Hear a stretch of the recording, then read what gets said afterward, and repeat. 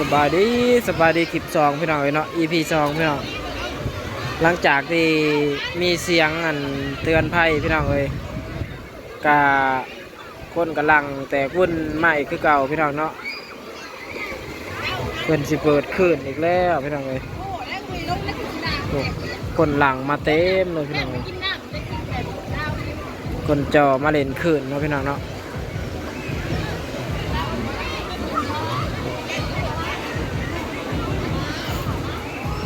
เพราะว่าขึ้นเพิ่นเปิดเป็นละลอกพี่น้องครับสบายดีเด้อเบอร์ทุกคนสุขสันต์วันสงกรานต์วันปีใหม่ลาวพี่น้องเนาะน้องเดือนน้องด่ากันล้ออยู่พี่น้องเนาะเบิ่งขึ้นคือกันพี่น้อง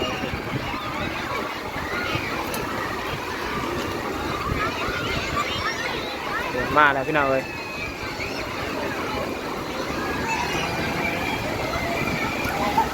คนตื่นเต้นกับขื่นลายแห้งลายพี่น้อง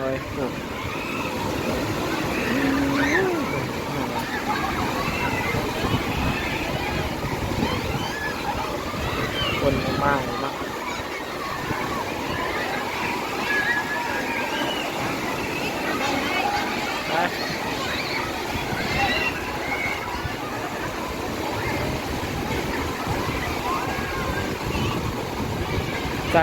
ส่วนไปถ่ายทางนั้นมาสั่นพี่น้องไปเบิ่งขึ้นคักๆเนาะไปพี่น้องตามไปพี่น้อง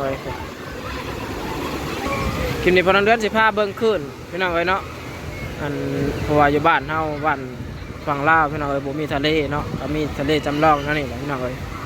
เนาะขึ้นก็โอ้สูงใหญ่ได้พี่น้องเสียดายพอน้องเดือนบ่ได้นุ่งส่งอนามาพี่น้องเนาะนุ่งส่งยีนมาเพิ่นบ่อนุญาตให้ลงพี่น้องเพิ่นว่ามันส่งผลต่อคุณภาพน้ำเพิ่นเนาะพี่น้องกันพี่น้องพี่น้องบ้าบ่าวมีผู้อยู่ข้างหน้าพี่น้องบ่าวมีพี่น้อง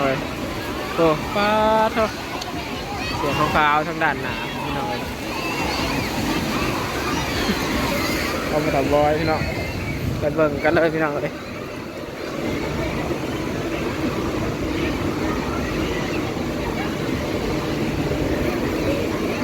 สาวบริลงตีบริลงเล่นขึ้นตีมาสิจับใหม่เนี่ยจะคล้องคลิปผลไปแล้วพี่น้องเนาะคนถ่ายคลิปใหม่เนาะ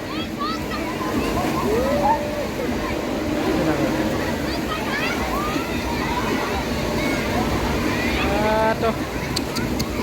ขึ้นกับเป็นตะมวนขนาดพี่น้อง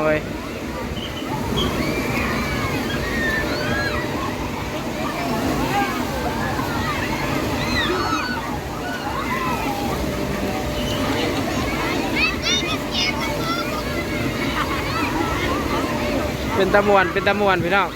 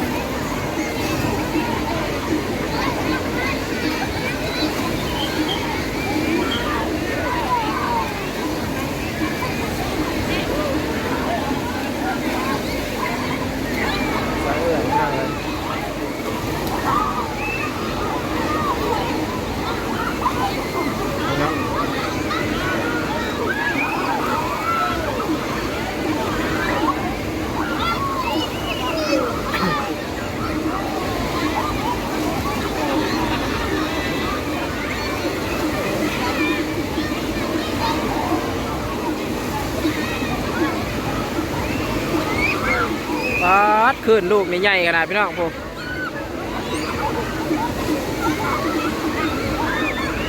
บอลนี่ถือว่าบอลคือขึ้นสุดๆเนาะพี่น้องแบบว่าเพิ่น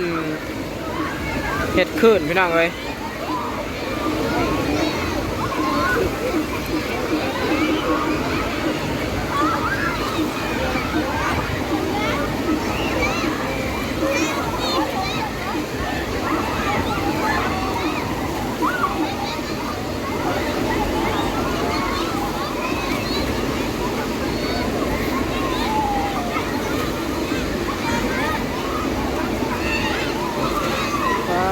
ข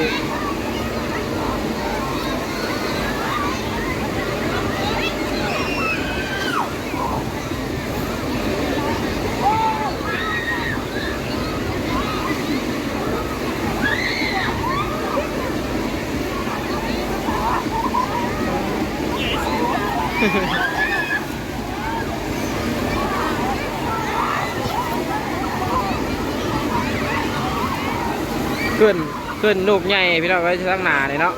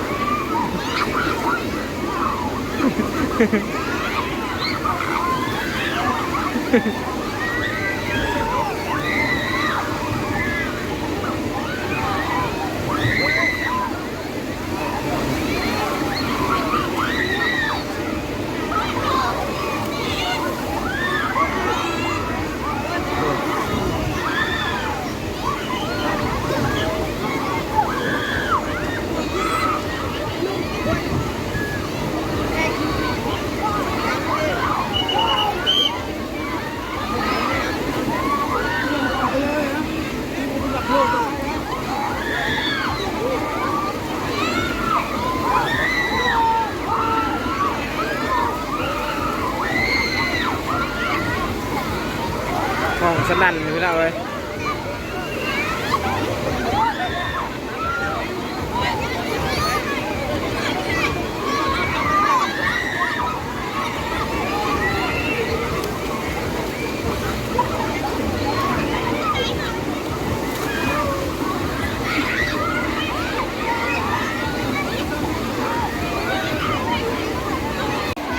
พี่น้องตอนนี้ก็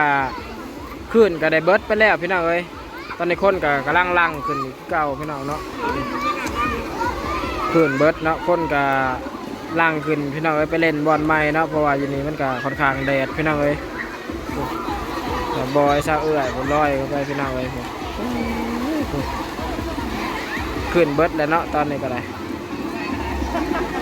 ไปกับทอยทับแล้วพี่น้องเอ้ยคนลังกันอีกแล้วพี่น้อง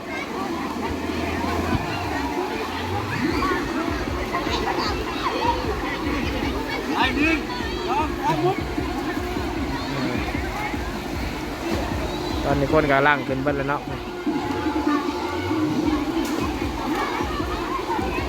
เจ้ามักเล่นแต่ขึ้นกันพี่น้องเลยแถวนี้เนาะ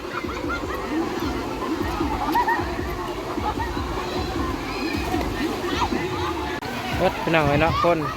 คือว่าคนก็เริ่มหายไปเบิดแล้วพี่น้องเลยฮะ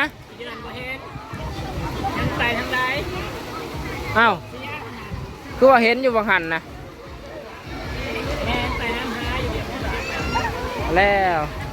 1 เดือนบ่เห็นว่าสั่นพี่น้องเอ้ย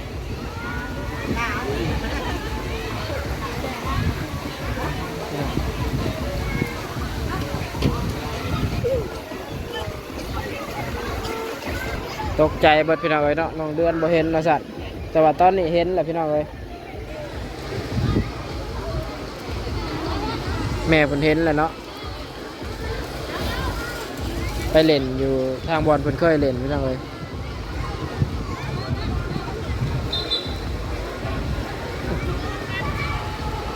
อันนี้คนกลับมาเงียบคือเก่าพี่น้องเอ้ยเพราะว่าคืนเบิดเนาะจากที่บ่น้องเดือนสอบถามเพิ่นเมื่อกี้นี่พี่น้องเพิ่นว่า1 ชั่วโมงเปิดเทื่อนึงเพิ่นว่าพี่น้องเอ้ย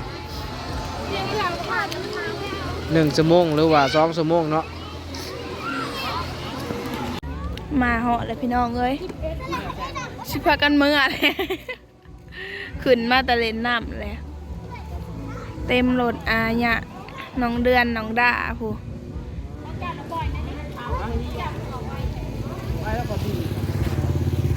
เอียงก็พากันกินน้ำผู้ละแจ๊กอึกก็อิ่มบ่กันอิ่มไรเติมนะ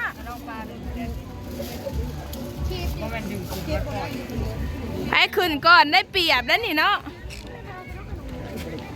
เป็นได้แม่โดดจนต่างเฮีย ไอ้จ้ะ อีแม่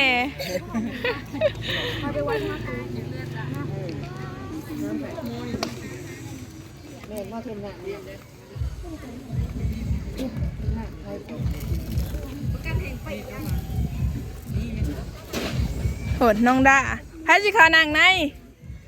ได้ขานางในนะมันพอถาวปะยินออกเต็มเลยลูกเต็มอันเนี้ยออกจากสวนน้ำก็สิไปลาวเจริญอีกพี่น้องจ้าเลาะเป็นเลาะเมื่อนี้พาลูกๆมาเลาะมาเที่ยวมาเปิดหูเปิดตาครั้งแรกเด็กๆบ่เคยมาจ้าเถื่อแต่ว่าแต่เด็กๆต่อพี่น้องเอ้ยพ่อกับแม่ก็บ่เคยมาจากเถื่อครั้งแรกคลิปนี้ก็ล่าแล้วพ่อแม่พี่น้องฝากกดไลค์กดแชร์กดติดตามส่องแม่น้องเดือนหน่อยเด้อผิดพลาดประการใดขอโทษขออภัย FC ทุกท่านนะพบกันใหม่คลิปหน้าพี่น้องจ้ากราบสบายดี